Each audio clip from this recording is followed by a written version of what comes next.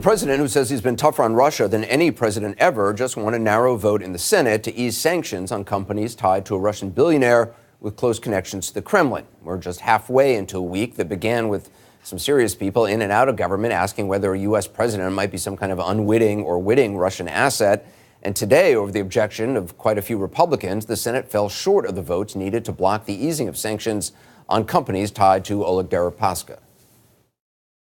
This guy's bad news. He's a tyrant, he's a pirate, he's a gangster. And he's hurting the Russian people every day, and he's trying to hurt America. And we got him down. I said, let's choke him. I'm not going to let him up. A number of Senator Kennedy's fellow Republicans agreed. Most did not, and the Trump administration certainly did not, sending Treasury Secretary Mnuchin up to the Hill yesterday to lobby against the measure.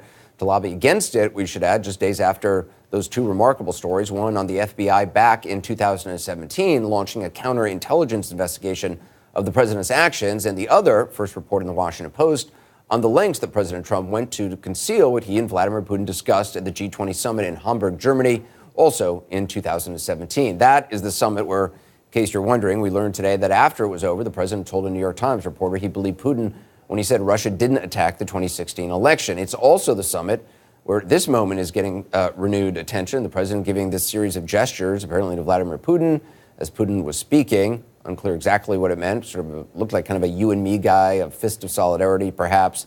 You can interpret it as you will. It's the same summit where the president met with Putin, and afterwards he took the interpreter's notes. And that, as you know, is just one of many incidents or utterances, actions, tweets, and policy changes that, fairly or not, have raised suspicions. Just to be fair, we should also point out that the Constitution gives the president almost total discretion to conduct foreign policy. That said, knowing the suspicions, and this dates back even to the campaign, the president has made little or no effort to allay concerns that, just as it seemed to be in Hamburg, Vladimir Putin and President Trump are on the same wavelength, eye to eye, on the same page. Now the Kremlin appears to be stirring the pot. Here's what Russia's foreign minister today said about the notion that President Trump is some sort of asset. Honestly, to be frank with you, it's hard for me to comment on what happens in the United States around the accusations of Mr. Trump that he is a Russian agent. In fact, I think it is just for the American media such disparaging of the standards of journalism and such an ungrateful thing. Russian minister talking about the status of good journalism, in other words, fake news. Now, stop me if you've heard that one before. In fact, if you believe President Trump, no president has ever been as tough on Russia as he's been. And though he's never named them, that means tougher than, I guess, Harry Truman, who confronted Moscow after their blockade of Berlin in 1948, tougher than John F. Kennedy, who went to the nuclear brink during the Cuban Missile Crisis, tougher than Ronald Reagan. In reality, today, we learned this president and his administration couldn't even see their way to getting tough with a Russian businessman who's a friend of the Kremlin. Not that it should raise suspicions or anything, just ask Russia. There's a prosecutor Mueller is operating for 2 years now. He interrogated hundreds of people. No leaks that would confirm the accusation of the conspiracy between Trump and Russian Federation. But nothing to see here. Now, the official translation on the Russian Foreign Ministry website does not use the word conspiracy, as the interpreter on that video does. Their choice? Well, I'll let the president say it. Our president, that is. They found no collusion whatsoever with Russia. There has been no collusion. They won't find any collusion. It doesn't exist. There's no collusion with me and the Russians. Nobody's been tougher to Russia. There was no collusion. No collusion, which I knew anyway. No coordination, no nothing. Well, that's not true. No other administration until now has seen a national security advisor charged with and pleading guilty to lying about contacts with Russians. No campaign chairman until now has ever been tied to a whole string of sleazy Russian and Russia-connected characters. No president until now has openly trashed the NATO alliance and reportedly talked repeatedly behind closed doors about pulling out of NATO. Whatever's going on is something, perhaps benign, perhaps ill-judged, perhaps all within the president's constitutional and legal authority, or maybe not.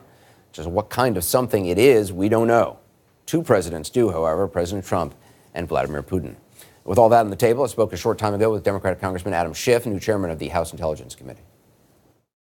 First of all, Mr. Chairman, what's your reaction to the Kremlin saying, kind of ridiculing the idea that candidate Donald Trump or President Trump was an asset or could be an asset for Russia. I mean, it's interesting to hear them kind of ridiculing this notion. It is. This is such an otherworldly situation where you've got the Kremlin denying that the President of the United States was working as an agent for them. And echoing the whole sort of fake news, argument as well. They say, it's bad journalism. Oh, yes. And, well, we've heard Lavrov from time to time use what looks like the exact same talking points as Sarah Huckabee Sanders. But it's worth also remembering that the Kremlin is more than capable and has put out disinformation on this very issue time after time. The most interesting to me was when we learned from Michael Cohen recently that the Trump Tower Moscow deal, which initially the president had denied any business dealings, and then they admitted there was a deal, but it ended in January, that the effort to make that deal happen went all the way till June of 2016. And it was revealed that they had sought the Kremlin's assistance. The Kremlin had denied that. The Kremlin had said, we never followed up on that, we never had any contact. Now, the Kremlin was on the other end of that transaction, Dmitry Peskov, and we would learn from Michael Cohen that, in fact, no, they had responded. And so the Kremlin has helped Trump and his organization cover up contacts with them.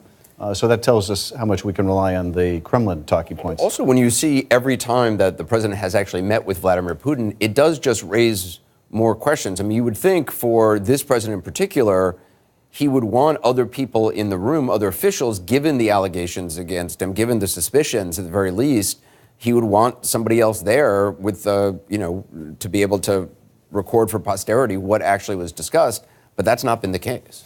That's exactly right, and particularly if he was going to confront Putin on their intervention in our election, or he moved on to others, he would want others to be able to say, "Oh, I watched the president, take Putin to task," but of course he didn't want any of that, and it kind of beggars the imagination, why this desire for private, secret conversations with Putin. Do you think the FBI was right to, the New York Times reporting that after the firing of Comey, they opened up.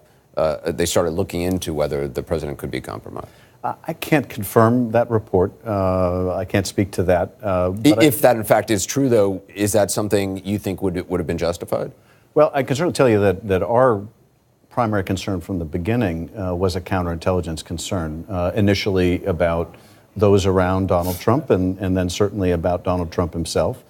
And that continues to this day. And indeed, the more the president acts in the Russian interest, these revelations that he wanted to withdraw from NATO and kept bringing up withdrawing from NATO. I mean, that is an idea so much at odds with our national security interests on a very bipartisan basis. There's recognition of the tremendous value to our security that it's all the more inexplicable in the absence of some compromise. You and the majority on your committee now have subpoena power. Do you intend to try to subpoena the interpreter or get the notes? It's my understanding, I believe there's been some reporting that the president actually took the notes that the interpreter had, so I don't know if any notes actually currently exist. But is that something, do you want to pursue this? We do want to pursue this, and I've been in discussions with my counterparts on the Foreign Affairs Committee, Chairman Engel. We've been consulting with the lawyers also. What is the best case? What arguments might the White House make? It looks to me on the surface that they don't have much of an executive privilege case to make. That privilege really normally applies when the president is seeking advice from his counselors. And there's a policy interest in making sure that he has the free and unfettered opinion of those. That's not the case when he's speaking to a foreign leader, and he's speaking to that foreign leader in private. And so I don't think the privilege applies, but we want to make sure that we're on the strongest possible ground. If the president destroyed any record of that meeting, that's a separate issue and a separate problem. That gives us further potential jurisdiction to get answers. So does that mean you could subpoena the interpreter, or you would? Well, we certainly could subpoena the interpreter. We could subpoena the interpreter's notes. The question is, on what basis will they refuse? Because they will refuse. And what is our chance of success on that? And I think we have to look at, is there a method for us to get that information voluntarily?